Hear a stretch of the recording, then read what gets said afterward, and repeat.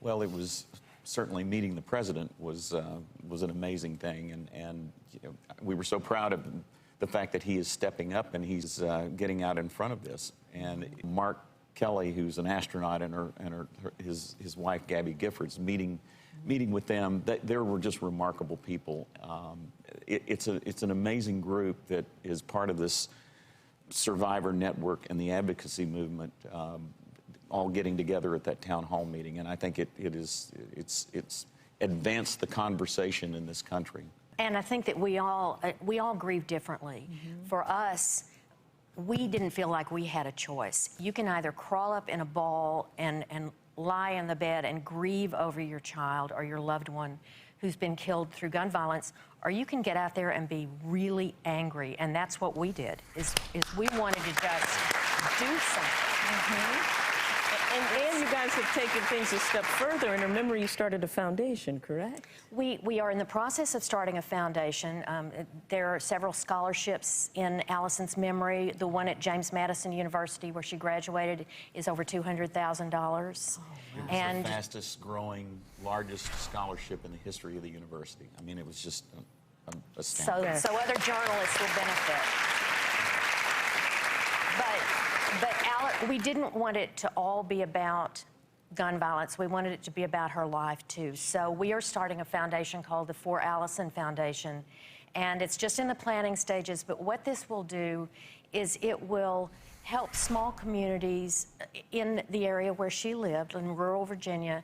It will help bring the arts to those kind of communities, because she loved dance, she loved the performing arts and theater, and it will help children participate in the arts and also to see wonderful performing arts events in rural areas. I love it. And Alison, the thing that I'm struck by, and I'm sure everyone watching would agree with this, she was so relatable.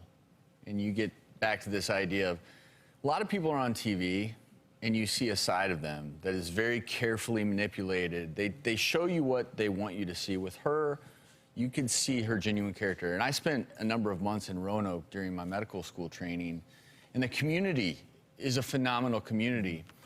But it highlights something I know is an initiative of yours, Chris, as well, which is things like this can happen in any community, no matter how great the community is, where there's guns and mental health issues combined, you just never know. And I know that's a big initiative for you, is you know, how mental health can play into gun violence. So our area is no stranger to gun violence. It's no stranger to lapses and failures in our mental health system. In 2007, half an hour away from Roanoke, Virginia, is Blacksburg, where we had the site of the Virginia Tech mass shooting. And so after that, there were some tremendous advances that were made to help in the communication for more mental health services in our area. But there's still much more work to be done. In our area, we had a state senator who was stabbed by his son because they could not find a bed for him to have an inpatient psychiatric stay. In our case, it's workplace violence. It happened in a very public fashion, but it's workplace violence.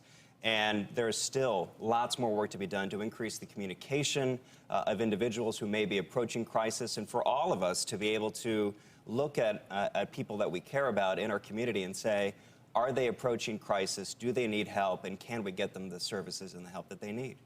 And just to reduce the stigma of mental illness, because there is a stigma, and people don't want to admit when they need help, and they won't go seek that help. And so that is really something that we need to change to make it where it's acceptable to say, I need your help.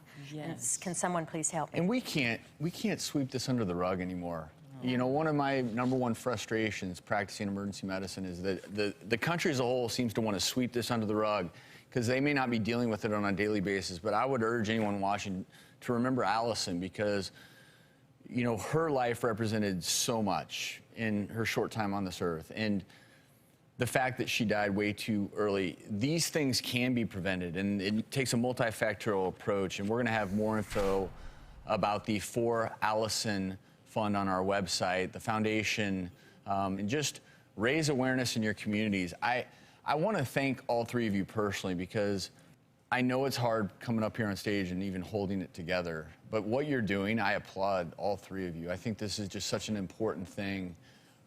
Thank you for sharing her memory with us. We can't thank you enough.